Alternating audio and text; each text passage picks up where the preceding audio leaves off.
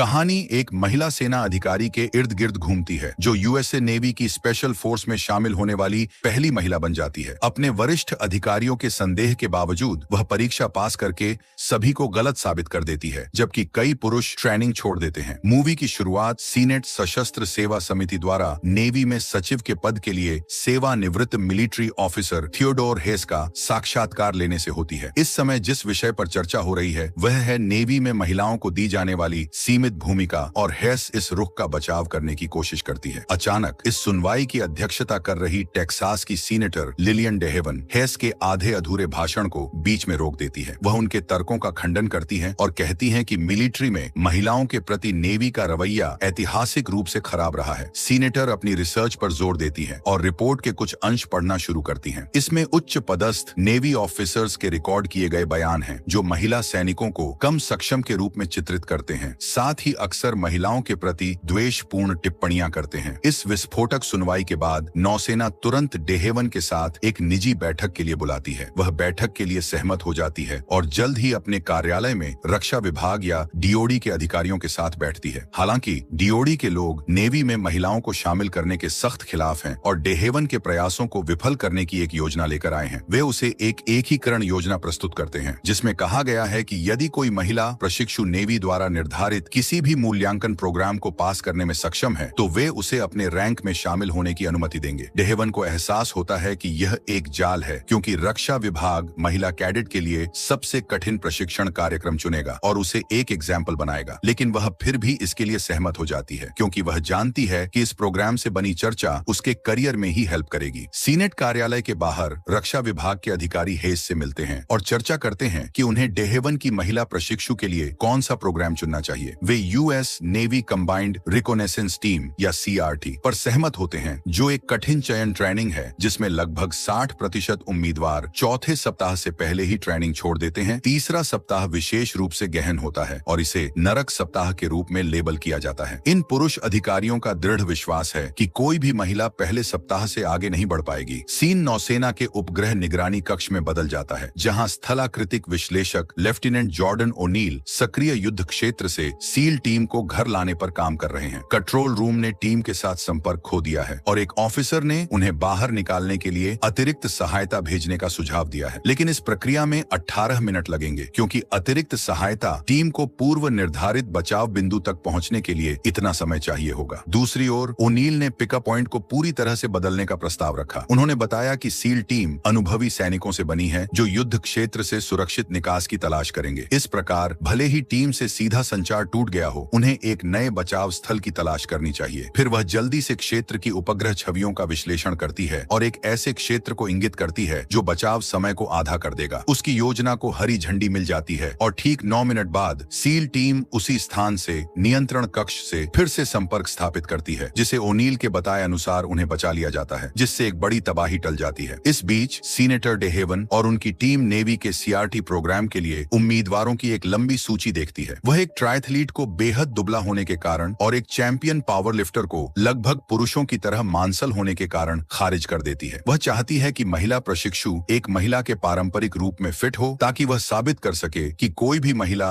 Navy का हिस्सा हो सकती है, और ऐसा करने के लिए महिलाओं को हमेशा शारीरिक रूप से मजबूत दिखने की जरूरत नहीं है। उसकी नजर लेफ्टिनेंट जॉर्डन ओनील पर पड़ती है, जिसने ओलंपिक ट्रायथलॉन प्रतियोगी होने के साथ साथ अकादमिक रूप से उत्कृष्ट होने की प्रभावशाली उपलब्धियां हासिल की हैं। वह पारंपरिक रूप से स्त्री होने के मामले में डेहेवन के बिल में भी फिट बैठती है। काम के इस व्यस्त दिन के बाद लेफ्टिनेंट ओनील अपने मंगेतर लेफ्टिनेंट कमांडर रॉयस हार्पर से मिलती है, जो नेवी के लिए एक ऑपरेशनल अधिकारी है। वह उसे संदिग्ध स्थिति से सफलतापूर्वक निपटने के लिए बधाई देता है, लेकिन साथ ही उसे वार्निंग भी देता है कि वह ऐसे मामलों में बहुत अधिक शामिल न हो, क्योंकि वह एक सैनिक नहीं बल्कि एक खुफिया अधिकारी है। तभी ओनील को एक कॉल आती है और उसे सीनेटर डेहेवन से उनके ऑफिस में तत्काल मिलने के लिए कहा जाता है। अगले दृश्य में सीनेटर सीआरटी प्रोग्राम से संबंधित डॉक्यूमेंट ओनील को देता है और बताता है कि पूरा मामला क्या है। वह कहती है कि अगर ओनील इस ट्रेनिंग को पूरा करे लेती है तो भविष्य में महिलाओं के लिए नेवी में शामिल होने के दरवाजे खुल जाएंगे। उस रात लेफ्टिनेंट अपने घर लौटती है और अपने पति के साथ इस विचार पर चर्चा करती है, लेकिन वह कई कारणों से इस विचार के बारे में बहुत उत्साहित नहीं लगता। सबसे पहले नेवी सीआरटी एक बहुत ही कठिन प्रोग्राम है जो ओनील को लंबे समय तक चलने वाली शारीरिक चोटें पहुंचा सकता है। उसे कई पुरुषों के साथ प्रशिक्षण और रहने की जगह भी साझा करनी होगी, जो निस्संदेह उसके साथ गलत बर्ताव करेंगे। लेकिन अगर वह किसी तरह से चुनी जाती है तो उसे लंबे समय तक एक्टिव ड्यूटी पर तैनात किया जाएगा। रॉयस का कहना है कि उसके पास इतने लंबे समय तक उसका इंतजार करने का धैर्य नहीं हो सकता। ये ओनील को दुखी करता है, जिसे लगता है कि उसका मंगेतर उसकी क्षमताओं और उनके रिश्ते को कमजोर कर रहा है। वह अब सभी को गलत साबित करने के लिए और भी दृढ़ है और CRT कार्यक्रम के लिए नामांकन करती है। कुछ दिनों बाद वह ट्रेनिंग सेंटर पहुंचती है और कमांडिंग ऑफिसर उसे हॉस्टल से दूर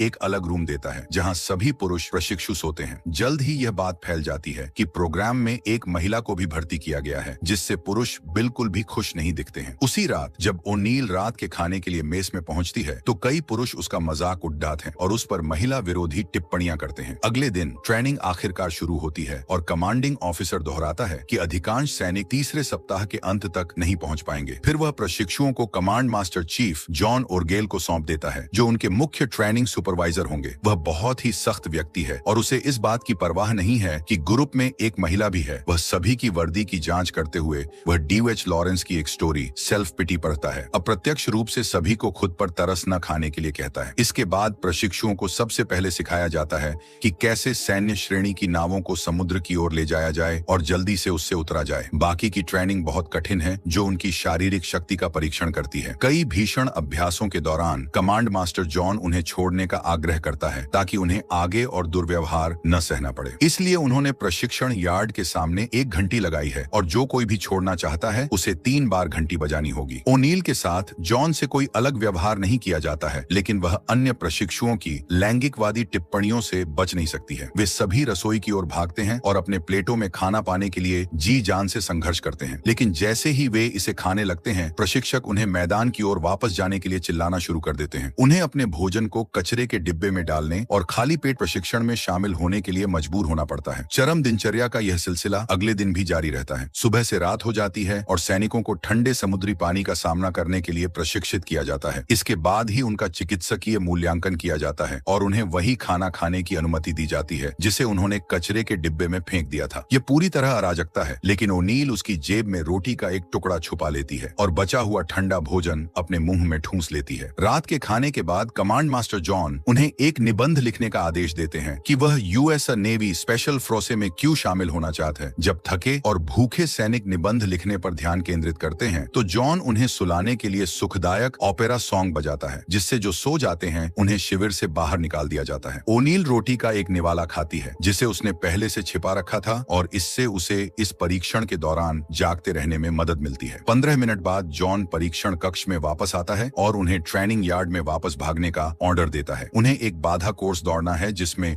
उन्हें लाइव फायरिंग से सुरक्षित रहना है। ओनील को सूचित किया जाता है कि उसे कई बाधाओं को कूदने में हेल्प करने के लिए एक मंच दिया जाएगा। वह इसका विरोध करती है क्योंकि वह चाहती है कि उसके साथ भी बाकी सभी की तरह ही व्यवहार किया जाए, लेकिन उसकी शिकायतों को खारिज कर दिया जाता है क्योंकि सेना की नियम पुस्तिका में कहा गया है कि महिला कैडेटों के लिए बाधा की ऊंचाई उनके पुरुष समकक्षों की तुलना में कम होनी चाहिए। कोर्स के दौरान जॉन देखता है कि ओनील प्लेटफॉर्म का उपयोग करने से इनकार कर देती है और इसके बजाय अपने सभी साथियों की तरह प्रत्येक बाधा को पार करती है। दीवार पर चढ़ने वाली बाधा पर वह अपने साथियों को अपनी पीठ पर चढ़ने देकर दीवार पार करान उनकी हेल्प करती है। एक इकाई के रूप में काम करने की पूरी कोशिश करने के बावजूद उसके साथी उसे दीवार पर नहीं चढ़ाते हैं। यह स्पष्ट है कि वे अभी भी इस बात से नफरत करते हैं कि एक महिला को पारंपरिक रूप से मर्दाना स्थान में भाग लेने की अनुमति है। दूसरी ओर दिन में 20 घंटे का प्रशिक्षण कई सैनिकों की मानसिक और शारीरिक शक्ति को कम करने लगता है। अधिक से अधिक प्रशिक्षु ट्रेनिंग छोड़ने लगते हैं, लेकिन सभी को आश्चर्य होता है कि ओनील अभी भी मजबूत है। हालांकि वह अभी भी इस तथ्य से उबर नहीं पाई है कि उसे बाधा कोर्स को उसके लिए आसान बनाने के लिए एक मंच दिया गया था। इसीलिए वह कमांडिंग ऑफिसर से बात करने की कोशिश करती है ताकि उसे भी उन्हीं की तरह ट्रेंड किया जाए, लेकिन उसे ऑफिसर से लैंगिक भेदभाव वाली टिप्पणी सुनने को मिलती है, जिससे यह स्पष्ट हो जाता है कि उसे अपने शिविर में एक महिला को रखने का विचार पसंद नहीं आ रहा है। इस तरह से व्यवहार किए जाने के कारण ओनील एक नाई की दुकान पर जाती है और अपने स्त्री रूप त्याग करे अपने बाल काट लेती है। इसके बाद वह अपने कमरे में जाती है जो पुरुष प्रशिक्षुओं से अलग है और अपना सारा सामान पैक करती है। फिर वह आम हॉल में जाने का फैसला करती है जहां सभी पुरुष प्रशिक्षु सोते हैं। कमरे में अधिकांश पुरुषों को ओनील के वहां होने से समस्या है, खासकर इसलिए क्योंकि वह अपने साथ टैंपोन लाया है। फिर कमांड मास्टर जॉन ओनील की हरकतों को नोटिस करता है और उसके इस दृष्टिकोण को बहुत खुशी से स्वीकार नहीं करता है। सीन वापस हेस पर आ जाता है जिसे अब नेवी का सचिव चुना गया है। वह और रक्षा विभाग के अन्य लोग इस खबर से खुश नहीं हैं कि ओनील शिविर में 3 सप्ताह तक जीवित है और इस प्रयोग के गुप्त होने के बावजूद अब तक उसकी उपलब्धियां न्यूज में आ गई हैं। लोग उसे GI जेन भी कहते हैं क्योंकि वे उसका असली नाम नहीं जानते। ट्रेनिंग सेंटर में चीजें और भी चरम सीमा पर पहुंच गई हैं, लेकिन GI जेन अभी भी टिकी हुई है। वास्तव में वह अब सभी यौनवादी पुरुषों को गलत साबित करने के लिए और भी कठिन प्रशिक्षण लेती है। परिणाम यह देखा जा सकता है कि उसके शरीर की बहुत सारी चर्बी कम हो गई है और वह मांसल हो गई है। इस बीच न्यूज रिपोर्टर GI जेन के बारे में समाचार पाने के लिए वास्तव में बेताब हैं, जो नेवी की कठिन ट्रेनिंग को सहन करने वाली एक मजबूत महिला है। एक दिन जब ओनील अकेले नहा रही थी, कमांड मास्टर उसके लिए एक न्यूज लेकर आता है। उसकी टीम के सबसे वरिष्ठ सदस्य को पैर में फ्रैक्चर के कारण हॉस्पिटल में भर्ती कराया गया था। इससे वह अपने ग्रुप में सबसे अनुभवी सेना अधिकारी बन गई और अपनी टीम की लीडर बन गई। दूसरी ओर DOD अधिकारी और सचिव हेस इस बात से निराश हैं कि ओनील ने किस तरह से एक सप्ताह तक नरक का सामना किया और यहाँ तक कि पुरुषों के साथ आमने सामने की लड़ाई भी लड़ी। लेकिन वे अभी भी आशान्वित हैं कि वह SIRI ट्रेनिंग के बाद वह जॉब छोड़ देगी, जिसका अर्थ है उत्तरजीविता, बचाव, प्रतिरोध और पलायन। SIRI ट्रेनिंग स्टेप आता है और प्रशिक्षुओं को एक अज्ञात स्थान पर हवाई जहाज से उतार दिया जाता है। उन्हें एक लक्ष्य तक पहुंचना होगा, उसके बारे में पर्याप्त जानकारी प्राप्त करनी होगी और पकड़े जाने से पहले पीछे हटना होगा। सैनिकों की शारीरिक फिटनेस की जांच करने के लिए सिर्फ एक अभ्यास के बजाय SIRI को वास्तविक दुनिया के परिदृश्यों को प्रशिक्षित करने के लिए डिजाइन किया गया है। यदि प्रशिक्षु उस स्थान से जल्दी निकासी का अनुरोध करते हैं जहां वे हैं, या यदि वे पकड़े जाते हैं तो उनके साथ वास्तविक युद्ध कदियों जैसा व्यवहार किया जाएगा। दुर्भाग्य से प्रशिक्षण के दौरान ओनील की टीम के 2 सदस्य पकड़े जाते हैं जब उन्होंने उसके आदेशों का पालन करने से इनकार करते हैं। सुरक्षित स्थान पर वापस भागते समय एक अन्य सदस्य का पैर टूट जाता है। उसकी मदद करने की कोशिश करते हुए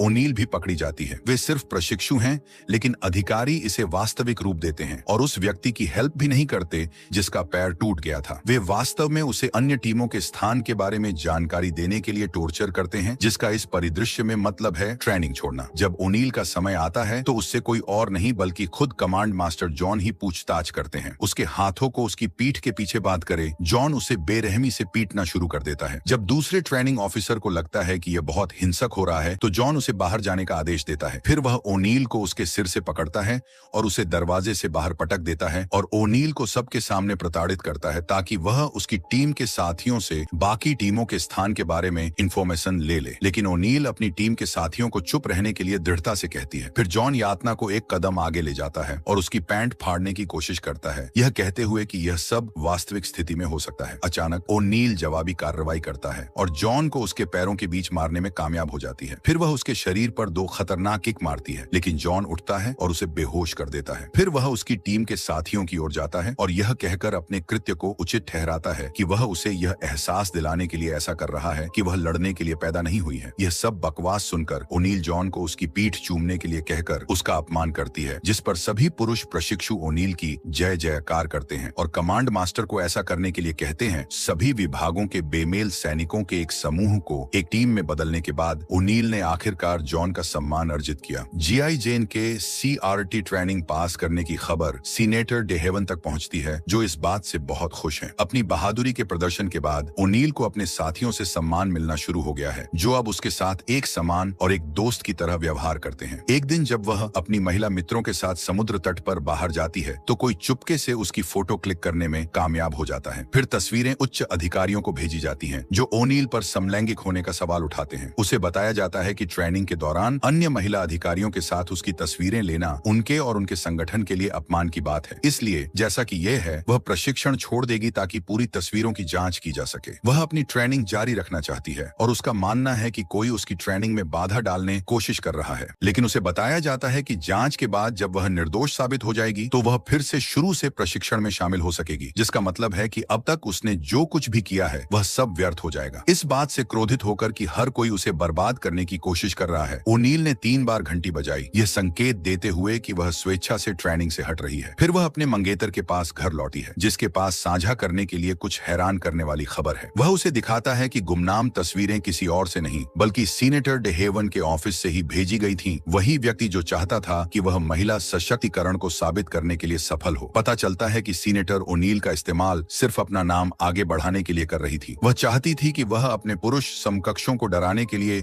बस इतनी ही सफल हो, और जब ओनील पास होने ही वाली थी तो डे हेवन ने उसे अपने गृह राज्य टेक्सास से सैन्य आधारित बंदी को रोकने के लिए नेवी के साथ सौदेबाजी के रूप में इस्तेमाल किया। यहाँ तक कि जब ओनील इस बारे में सीनेटर से भिड़ती है तो वह ऐसे खेलती है जैसे उसे कुछ भी पता नहीं है, लेकिन बाद में सीनेटर लिलियन सच बताती है और स्वीकार करती है कि उसने राजनीतिक लाभ पाने के लिए उसका इस्तेमाल किया। शैतान के मुंह से यह सुनने के बाद ओनील उसे बेनकाब करने की धमकी दी। वह प्रेस से इस बारे में बात करने से नहीं डरती कि कैसे सीनेटर अपने करियर को आगे बढ़ाने के लिए एक महिला का इस्तेमाल कर रही थी। इसके बाद सीनेटर ओनील को वापस ट्रेनिंग करने के लिए भेज देती है, जहां उसके साथियों द्वारा उसका गर्मजोशी से स्वागत किया जाता है। अब प्रशिक्षण का अंतिम चरण शुरू होता है। अंतिम प्रशिक्षण शुरू होने से पहले यह एक आपातकालीन स्थिति से बाधित होता है, जिसके लिए CRT प्रशिक्षु के तत्काल समर्थन की आवश्यकता होती है। हथियार ग्रेड प्लूटोनियम द्वारा संचालित एक अवलोकन उपग्रह लीबिया के रेगिस्तान में गिर गया है। प्लूटोनियम को पुनः प्राप्त करने के लिए US आर्मी रेंजर्स की एक टीम भेजी गई थी, लेकिन उनकी निकासी योजना विफल हो गई और अब प्रशिक्षुओं को रेंजर्स की निकासी योजना में सहायता करने के लिए भेजा जाता है। मिशन के दौरान ओनील एक लीबियाई सैनिक की नजर में आने वाली होती है, इसलिए उसे बचाने के लिए जॉन लीबियाई सैनिक को गोली मार देता है, जिससे उनका भेद खुल जाता है। अब लीबियाई गश्ती दल को अपने क्षेत्र में अमेरिकी सेना की उपस्थिति के बारे में पता चल जाता है और दोनों पक्षों के बीच टकराव शुरू हो जाता है। जॉन जेम्स को अपनी टीम से बहुत दूर जाना पड़ता है। जब ओनील टीम का नक्शा देखती है तो उसे पता चलता है कि मास्टर चीफ उस रास्ते का इस्तेमाल नहीं करने जा रहे हैं जिसके बारे में बाकी लोगों का मानना है कि वह दूसरों के साथ फिर से जुड़ने के लिए जाएंगे। इसलिए मास्टर चीफ फिलहाल गलत दिशा में जा रहे हैं और गंभीर संकट में हैं। लेकिन ओनील उन्हें बचाने के लिए यहाँ है। लीडर के चले जाने के बाद ओनील आगे आती है। वह घायल मास्टर चीफ को बचाते हुए नेतृत्व और रणनीति में एक निर्णायक क्षमता प्रदर्शित करती है, जिन्हें वह और उनकी टीम के साथी मैकूल विस्फोटकों वाली गली के किल जोन से बाहर निकालते हैं। जल्द ही उन्हें बैकअप और हेलीकॉप्टर गनशिप मिलते हैं जो अंतिम हमला करते हैं और बचाव अभियान सफल होता है। मिशन में भाग लेने वाले सभी लोगों को CRT